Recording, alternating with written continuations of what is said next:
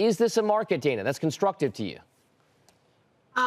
Thanks for having me. Yeah, I guess I have to lean a little bit more towards the former in terms of just what I'm expecting in markets. It's hard for me to think that we're past the pain. There's just too many indicators at this point that we have more struggles coming. Obviously, inflation not getting tamed at all. Pick your measure on that, from 4.5 to 8.3%. Inflation, Fed funds nowhere near there. So we have to continue to be hawkish on interest rates.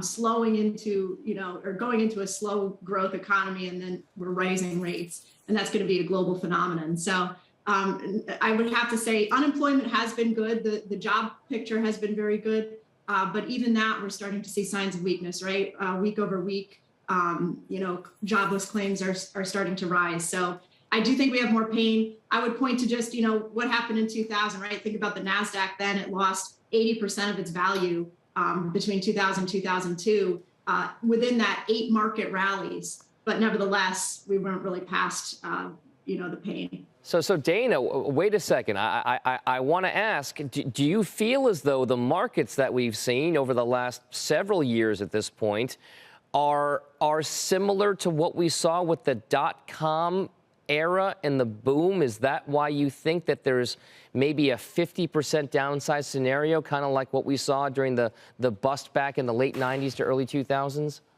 Yeah, markets are cyclical, right? And obviously, hopefully we're not going to recreate the GFC again. It's not, hopefully we're not in that kind of bad territory. We still do have a lot of liquidity in companies, although even those cash holdings starting to diminish a bit.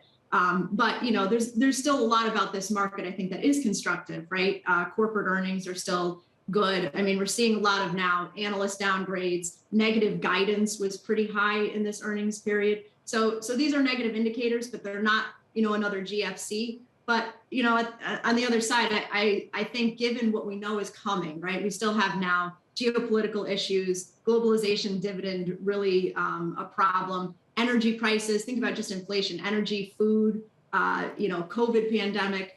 I don't think we can call it yet that, we're on the other side of this by any stretch. All right. So Dana, I understand that, and you're not the only one that feels that way right now. I will point out on the other side of the argument that there are a number of traders and analysts and experts out there who are pointing towards the maybe possible peak of inflation, right?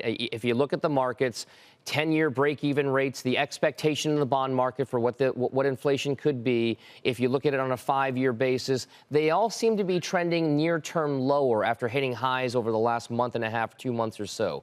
Do you believe as though that inflation narrative, as pervasive as it is, may be showing some signs of slowing down now? Yeah, for sure. There are some indicators that we've hit peak inflation. To your point, we are seeing now a little bit of a plateau and coming down. I don't think we can yet say we're there, right? Certainly, there are other reasons to think that there are structural issues in some of these markets, particularly energy, food, some of these core non-discretionary items.